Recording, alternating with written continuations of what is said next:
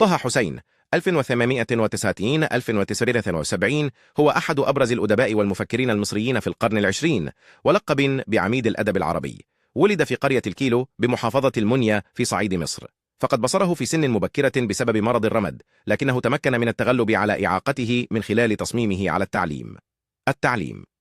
بدأ تعليمه في الكتاب، حيث حفظ القرآن الكريم. التحق بالأزهر لدراسة العلوم الدينية واللغة العربية.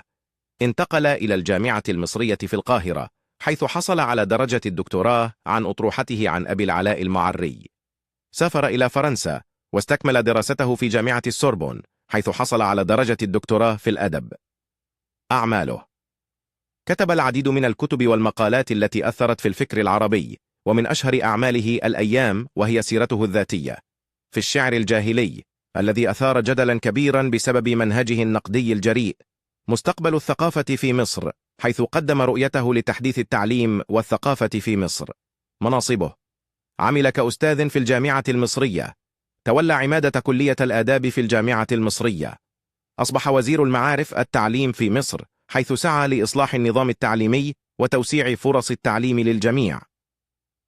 أثره: ساهم بشكل كبير في تحديث الفكر العربي والنقد الأدبي، كان من الداعمين لحقوق المرأة وتحديث المجتمع المصري، ترك إرثا كبيرا من الكتب والمقالات التي ما زالت تدرس وتقرأ حتى اليوم.